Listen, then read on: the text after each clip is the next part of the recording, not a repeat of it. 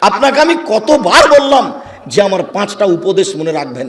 আমি আব্দুর রাজ্জাক বিন ইউসুফ আপনার জন্য জাতিকে 5টা উপদেশ দিয়ে গেলাম। এক, আপনার জীবনের সবচেয়ে জরুরি কাজ কোনটা?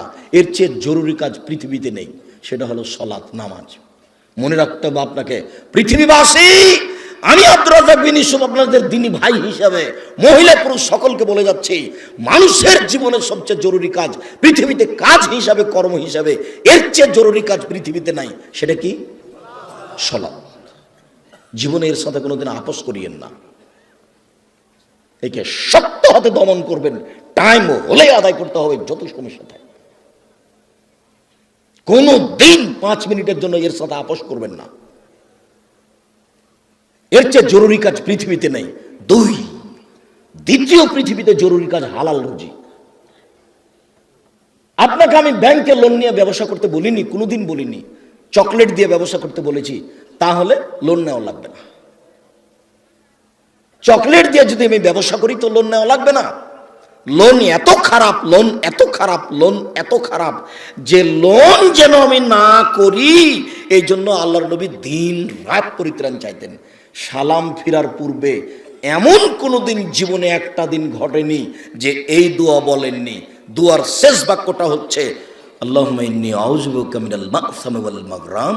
তোমার কাছে বাঁচতে চাই বড় পাপ হতে, তোমার কাছে বাঁচতে চাই ঋণ কর্য হতে, তোমার কাছে বাঁচতে চাই বড় পাপ হতে, তোমার কাছে বাঁচতে চাই ঋণ কর্য হতে, তোমার কাছে বাঁচতে চাই বড় পাপ হতে, তোমার কাছে বাঁচতে চাই ঋণ কর্য হতে। এই বাক্যটা না বলে তিনি কোনোদিন সালাম ফিরেননি। এ কথা আয়েশা রাদিয়াল্লাহু তাআলা আনহা বলেন, হাদিস বুখারী মুসলিম। আর আপনি ব্যাংকে চাকরি করেন, এটাই খারাপ। আবার আপনি 30 লাখ টাকা লোন নিয়ে বাড়ি করলেন, ছেলে মেয়ের জন্য রেখে চলে গেলেন, আর জাহান্নামার যা মরার সাথে সাথে আপনাকে কবরে গুতাইতে লাগলো। আপনি একটু কিছুই বুঝলেন না, হুঁচলার মতো দিন কাটাচ্ছেন। চাপানে ওদের ভাষাতে যে বুদ্ধি দিয়ে কাজ করেন ওকে বলে হুঁচলা, মোটা বুদ্ধি। একটু বিবেচনা করতে হবে না? এমনি তো বোকামির পরিচয় দিয়ে ব্যাংকে চাকরি করতে গেছেন। আমি তো বলেছি এই বাংলাদেশের মাটিতে এমন কোনো ব্যাংকিং ব্যবস্থা নেই, এমন কোনো ব্যাংক নেই যেখানে চাকরি যায়। দেখি কোনো মায়ের বেটা প্রমাণ করতে পারে। ব্যাংকে টাকা রাখা আর ব্যাংকে চাকরি করা দুটো এক নয়। সম্মানিত দিনী ভাই বোন, মানুষের জীবনের সবচেয়ে জরুরি কাজ হালাল রুজি। শ্বশুরের কাছে টাকা নিয়ে জীবিকা নির্বাহ করবেন না, ও কথা পুনরায় বলা লাগবে না। শতবার বলেছি যে যৌতুকের টাকা দিয়ে চাউল কিনে ভাত খেয়ে ইবাদত কবুল হবে না। ভিক্ষা করার টাকা দিয়ে চাউল কিনে ভাত খেয়ে ইবাদত কবুল হবে। আমি ভিক্ষা করবো কেন? আমার গায়ে শক্তি আছে, কাজ করে খেতে পারি। তবুও ভিক্ষা করার টাকা দিয়ে চাউল কিনে ভাত খেয়ে ইবাদত কবুল হবে। যৌতুকের টাকা দিয়ে ভাত খেয়ে ইবাদত কবুল হবে না। চাউল কিনে ভাত খেয়ে ইবাদত কবুল হবে না। ওটা হারাম টাকা। যৌতুক শ্বশুরকে ফেরত দিতে হবে, এটা ভুল হয়েছে। আর আগামীকাল সন্ধ্যা হতে হতে, এই ছেলে, তোমাকে বলেছি শতবার, তোমার বাপ যেন তোমার ফুফুকে জমি ফেরত দেয়, হিসাব করে ভাগ করে দেয়। আগামীকাল সন্ধ্যা হতে হতে আপনি বোনের জমি দিয়ে দিবেন। আপনার বাপ মারা 10 বছর হলো। বোনের জমি মানে পরের জমি। পরের জমি খান কেন? শরম হয় না? আপনার ভাগ্য আল্লাহ লিখে দেননি? বাপ মারা গেছে, আপনি জমির ভাগ নেবেন, আপনার বোন জমির ভাগ নেবে। আপনি নেবেন সকালে আর আপনার বোন নেবেন বিকেলে, এরকম কথা কি না? একসাথে। তা আজ পর্যন্ত জমি আপনার কাছে কেন? আপনাদের চারঘাট কোন দিক থেকে একটা লোক গেছে আমার কাছে, তো বলছে আমি অংশ বন্টনের উপরে ডক্টরেট ডিগ্রি করব, সেই জন্য আপনার কাছে এসেছি। তো কি করবেন? কি বলে আপনাকে কিছু জিজ্ঞাসা করব। প্রথমে বলছে আপনার আমি পরীক্ষা নেব। আমারই পরীক্ষা নেবেন? আচ্ছা ভালো, কি জিজ্ঞাসা করবেন করেন তো। তো কিছু মাসলা জিজ্ঞাসা করলো এই ফারাইজ সম্পর্কে। করার পরে বলছেন আমাকে এটাই মনে হয় আমার পরীক্ষা। সেটা হলো এই, আপনার বাপ মারা গেছে না বেঁচে আছেন? বল মারা গেছেন। কতদিন হলো? এতদিন। তো আপনার জমি জায়গার খবর কি? আমি বললাম যে আমার বাপকে মাটি দিয়ে এসে আগে জমি ভাগ করেছি, তারপরে খাওয়া দাওয়া। খাওয়ার আমরা আগে খাইনি, আগে জমি ভাগ করেছি তারপরে খাওয়া। যদিও জমি আমি একটু চিনি, আমার ছোট ভাই চিনি না। আমরা কোনোদিন জমিতেই যাইনি। আমার আব্বা একজন ছোট কৃষক ছিলেন, 20-25 বিঘা জমি রাখতেন। যখন পশ্চিমে থাকতাম তখন বলতো ধান বিক্রি এত টাকা, কালাই বিক্রি এত টাকা, সরিষা বিক্রি এত টাকা, পেঁয়াজ বিক্রি এত টাকা, মোট 1000 টাকা পাঠালাম। তখন আমি ভাবতাম যে আমার আব্বাকে 1000 টাকা সংগ্রহ করতে অনেক পরিশ্রম করতে হয়েছে। ওই কথা আমার এখনো দিনের মতো মনে পড়ে। আমার আব্বা আমাকে বলতেন যে আমি যতদিন বেঁচে আছি ততদিন তোমাকে জমিতে যেতে হবে না, কোনো কাজ করতে হবে না, যদি কাজ করে খেতে হয় তাহলে আমার মরার পরে।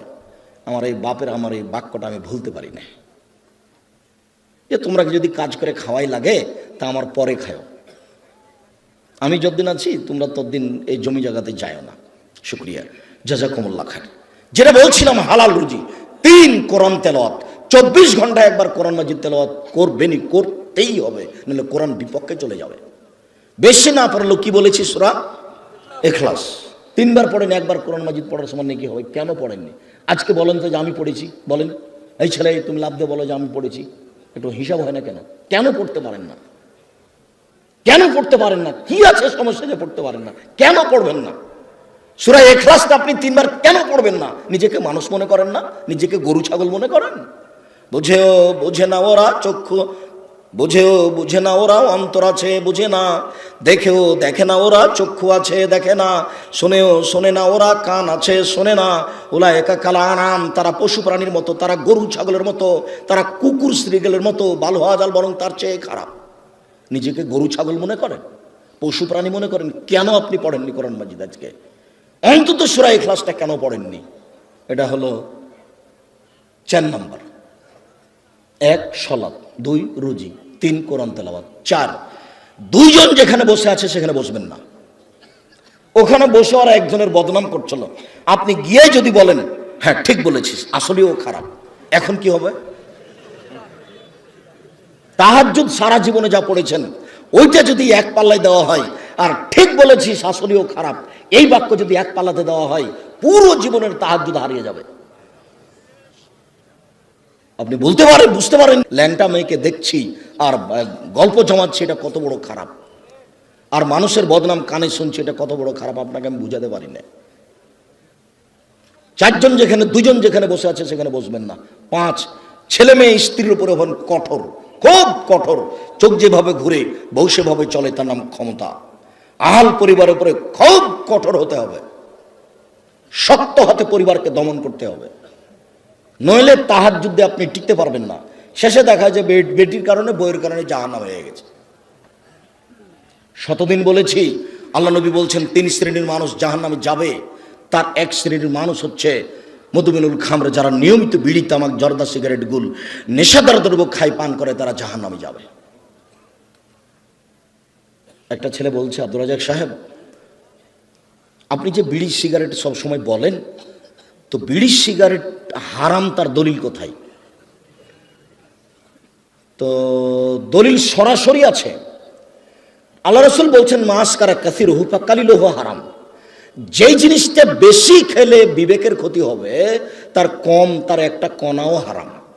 তো তাহলে তোমার 50 বেড়ি, হাফ কেজি বেড়ির মশলা খুলে একজনকে খাওয়া দাও তো দেখি। হাফ কেজি জর্দা তুমি একজনকে খাওয়া দাও, তার বিবেকের ক্ষতি হয় কিনা? 10 কেজি খাওয়িয়ে দিলে যদি বিবেকের ক্ষতি হয়, তাহলে তার একটা কণাও হারাম। আল্লাহ রাসূল বলেছেন, এক বাক্য বলেছেন এমন ভাবে কিয়ামত পর্যন্ত সারা পৃথিবীর সব জায়গাতে চলবে। কাজেই হালাল রুজি খাবেন, আর জরুরি প্রয়োজন ছাড়া কোথাও বসবেন না, আর পরিবারের উপরে খুব শক্ত, খুব কঠোর হতে হবে। সম্মানিত দিনী ভাই বোন, এই 5টা উপদেশ থাকছে। বলছিলাম আমার দিনী বোনদের ব্যাপারে একটু অনুরোধ জানাচ্ছি। দেখুন, 4টা কাজ করতে পারলে আপনার জন্য জান্নাতের সব দরজা খোলা। আপনি 4টা কাজ করেন, জান্নাতের যে কোনো দরজাতে যেতে পারবেন। আমি বলিনি এই কথা, মুহাম্মদ সাল্লাল্লাহু আলাইহি সাল্লাম বলেন। 1 সালাত খামসা, 5 ওয়াক্ত সালাত আদায় করুন। এই ছেলে, তোমরা ওখানে ভাবে দাঁড়িয়ে কেন? বসো। দিনী ভাই বোন, আমি আপনাদেরকে অনুরোধ করছি, আপনারা দয়া করে দোকানপাটে কেউ থাকিয়েন না, রাস্তাঘাটে চলাচল করিয়েন না। এখন কোনো কাজ করার প্রয়োজন মনে করেন না, আপনার আমি কিছু না কিছু উপকার করবো ইনশাআল্লাহ। আপনিও যেমন কষ্ট করে এসেছেন, আমিও তেমন কষ্ট করে এসেছি। আমি 7:30 8টার দিকে বাসায় পৌঁছেছি, বরিশাল বরগুনায় ছিলাম রাতে। বরিশাল বরগুনা থেকে আমি রাতে বক্তব্যের পরে যাত্রা আরম্ভ করে সকাল 8টার দিকে আমি প্রতিষ্ঠানে পৌঁছেছি। এটা নিয়ে আমার কোনো খেয়ালই ছিল না। এশার সালাতের পরে অবগত হয়ে আমি আসলাম। আমি কষ্ট করে এখানে এসেছি, আপনি চায়ের স্টলে বসে থাকবেন? আপনাকে আমি মানুষ মনে করব? কেন আপনাকে আমি মানুষ মনে করব? আল্লাহ আল্লাহ আপনাকে পশু প্রাণী বলছেন, আমি কেন বলবো? আপনি পশু প্রাণীর মতো। পশু প্রাণীর মতো না হলে আমি দিনের কথা বলছি, আপনি ওখানে বসে থাকবেন কেন? সম্মানিত দিনী বোন, এদিকে শোনেন। এই মেয়ে শোনো, 1 5 ওয়াক্ত সালাত, 2 সমাত শাহরাহ রমজান মাসে রোজা সেম, 3 আতাত বালাহ স্বামীকে মেনে চলা, তিতা লাগলেও মিঠা লাগলেও মেনে চলতে হবে, 4 জেনায় লিপ্ত না হওয়া। এই 4টা কাজ করবেন, জান্নাতের সব দরজা খোলা। 4 নাম্বার জেনা। জেনা যদি হয়ে গিয়ে থাকে তাহলে এখন থেকে কান্নাকাটি করেন। যদি আপনি খালেস অন্তরে কান্নাকাটি করতে পারেন দিন রাত, তাহলে আল্লাহ জেনার পাপটাকে নেকি দিয়ে পূর্ণ করে দিবেন। আর আল্লাহ ওয়াদা করেছেন আপনার সাথে, অনাহা নাফসা আনিল হাওয়া ফাইনাল জান্নাতা হিয়াল মাওয়া। পৃথিবীবাসী মনে রেখো, আল্লাহ তাআলা বলছেন, পৃথিবীবাসী মনে রেখো, তোমরা যদি অশ্লীল কাজ থেকে নিজেকে বিরত রাখতে পারো, আমি আল্লাহ তোমাকে জান্নাতুল মাওয়া দিয়ে দিলাম। ওটা তো আল্লাহর ওয়াদা। আপনি অশ্লীল কাজ বন্ধ করেন, জান্নাতুল মাওয়া আপনার জন্য প্রস্তুত আছে। এটা মানুষে বলেননি, এটা নবী বলেননি, এটা সরাসরি আল্লাহ বলছে। অতএব যদি কারো জেনা হয়ে গিয়ে থাকে, বন্ধ করেন, আপনি ভালোর মধ্যে চলে যাবেন। স্বামীর সাথে ভালোভাবেই চলতে হবে। আপনার স্বামী আপনাকে গালি দেয়, এ কথাই ঠিক। আপনার স্বামী আপনাকে মারে, এ কথাই ঠিক। আপনার স্বামীর মুখ খারাপ, এ কথাই ঠিক। এর পরেও কোনো উত্তর না করে পাথর হয়ে এই সংসার করেন, এটাই আমার পরামর্শ। আমি আপনার দিনী ভাই হিসেবে আপনাকে আমি পরামর্শ দিচ্ছি, যেহেতু 2-1টা ছেলে মেয়ে হয়ে গেছে, আপনি এই সংসার করেন, ওর সাথে কথা বলেন। সপ্তাহ সপ্তাহ কথা বলেন না, রান্না বান্না করে ছেলের হাতে মেয়ের হাতে দিয়ে পাঠান, আর 1 গ্লাস পানি চাইলে সামনে গ্লাসটা রেখে থ্যাক্কস করে রেখে দুদিকে হেঁটে চলে যান।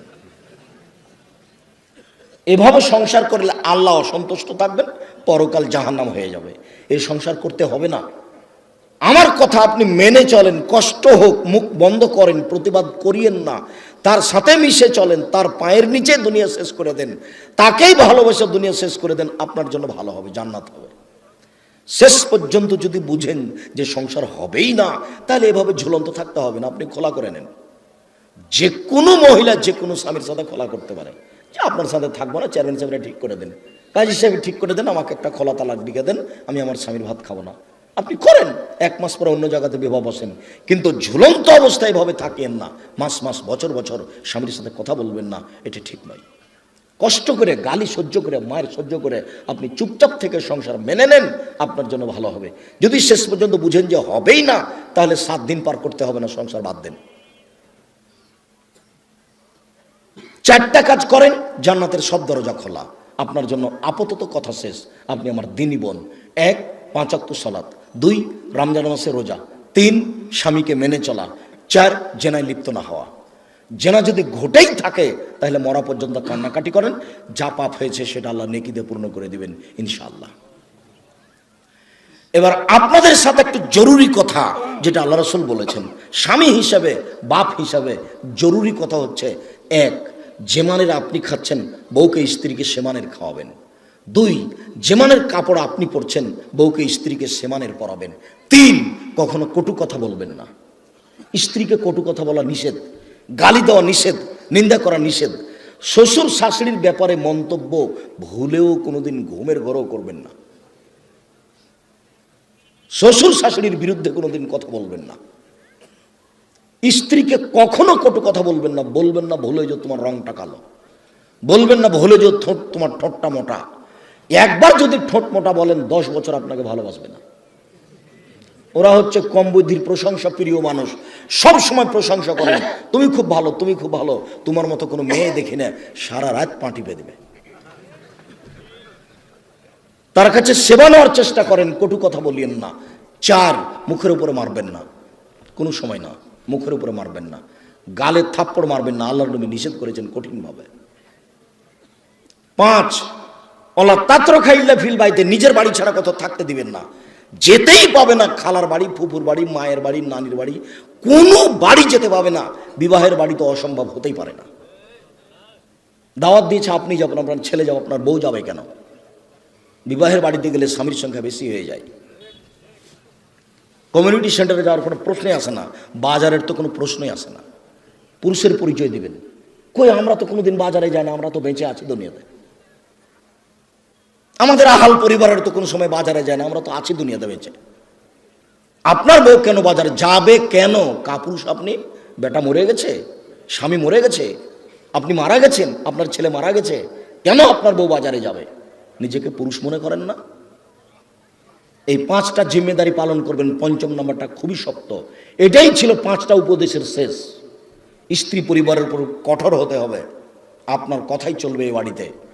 তাকে কোনোদিন কাপড় কিনতে দিবেন না যতদিন পর্যন্ত না বুঝেছে যে আপনি মোটা কাপড় কিনলো আমার কাছে মিঠে, চিকন কাপড় কিনলো আমার কাছে মিঠে। যতক্ষণ পর্যন্ত আপনার স্ত্রী এইটা না বুঝেছে, ততক্ষণ পর্যন্ত সংসারে শান্তি আসবে না। আপনার প্রত্যেকটা কাজের উপরে তাকে খুশি থাকতে হবে যে আপনারটা ভালো, আমার ভালো। আমি নিজে থেকে বাজার করতে যাব, আমি কাপড়টাতে হাত দিয়ে দেখবো যে চিকন নয়, তখন এভাবে ছুঁড়ে মারবো, এই সংসার ভালো হবে না।